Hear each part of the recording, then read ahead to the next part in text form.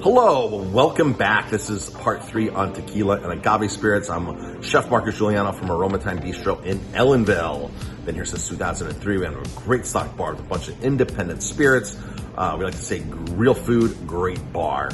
All right, so the first 2 videos, we talked about what tequila is made of and how it's aged, right? Then we talked about the second video, how the agave heads, the piñas, are cooked. Now in this video, we're gonna talk about how they're extracted. Now, pre-1880, you would extract all of these, in a very ancestral method, which ancestral is an actual classification when it comes to mezcals and other spirits. Sometimes they would take what would appear to be wooden bats and pound the agave. Remember that sweet potato I referenced in the video before that, how it's soft and it's sappy running out? Well, now they have to extract all that. So the ancestral way, and they do this still with raicilla, with mezcal. It's very expensive bottles. We have some here at the bar, but they pound it with a bat. That's how they would do it. Those days are long gone. They moved to what's called the Tahona wheel. The Tahona wheel is this big rock wheel, all right, the Tahona. And in the picture, you can see the Tahona right there. It's a round, right? And in that Tahona wheel, I believe the other brand here might have it on there too, or it says Tahona. So this Tahona wheel is in a circular court, and rock on the bottom, right? And the rock wheel, and they throw the heads in there, and this wheel just rolls around for hours. In fact, all day long, it just rolls around. In the olden days, you would take a mule and do that, and the mule would pull it. Now they take a tractor, or it's on a machine, where a machine just sits there and just rolls this thing around. They throw the heads in there, it rolls around, and it drips out of there, and then they take that, and then they go to make the agave, or the tequila. The second way, there's other options to do this instead of the old-fashioned Tahona wheel. And not really any brands out there. I only know of one brand specifically that does 100% everything that goes into it, and that is Fortaleza. That is Guillermo Souza from the famous Souza brand that sold in 1976. Fortaleza is one of their properties they never sold off because it was basically an 1880 still that was so inefficient that they didn't even have it open when they had Fortaleza up until the 70s, Souza up until the 70s. It was so inefficient to run it, and but they're using all the old equipment, all the Tahona wheel, the real deal.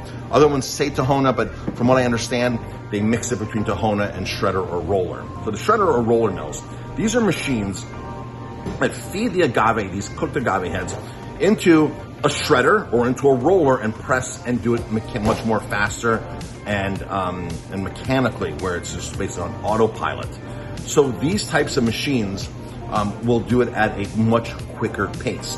And as you've guessed, or as you can probably guess with a series of these videos that I'm doing, the longer you cook, the longer you extract, the longer you take the time, the less corners you cut, the higher quality of tequila you're going to end up with by not taking shortcuts, all right?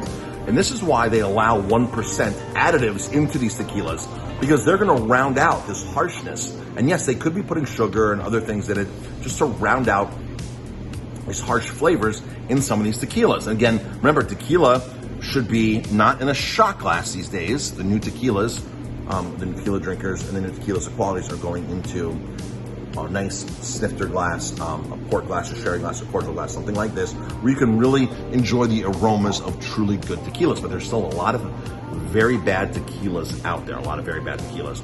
So those are and of course the diffuser method, which shreds it first and then cooks it, then shreds it, drops all the agave nectar out, and then cooks the agave after it. So the diffuser kind of goes in the opposite order of what the other 2 traditional methods are doing. And again, we avoid diffuser, and I would suggest you to avoid diffuser. There's probably about 130 labels out there right now that are using this diffuser method. And the big boys all do it, like Cuervo, like Souza. They all do it. All the big boys do it because they get every last drop out. They want this streamlined so quickly, and it's efficient, cost effective. They're not wasting anything. And that's what they say, is we're not wasting anything. We're using every bit and part of the plant. That's the only thing they can really say positive, in my opinion, about the diffuser. And again, the diffuser method, like I mentioned in the video before, is tequila's dirty secret. They're not giving tours of these operations. So you go down there, and they don't want to show off the diffuser. They don't want to show it in operation because it's something that's really not traditional and picturesque, and there's nothing really to brag about it. So you're really not going to get a tour of the property with a diffuser.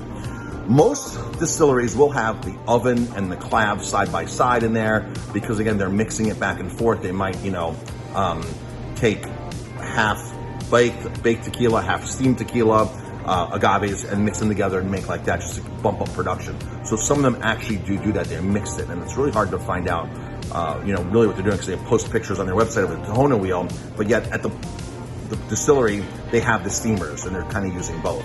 So same thing with the Tahona wheel and the shredder, with the cooker and the extraction methods. They're probably mixing up both just to be more efficient and gain some productivity with that. The diffuser, I don't know if they're mixing with other methods, because once they got the diffuser, I mean, that's their ticket to high, quick production. Thanks for tuning in. Stay tuned for the next video here in the Tequila and Agave series. And thank you for tuning in. Leave some comments and questions. I'll be happy to answer.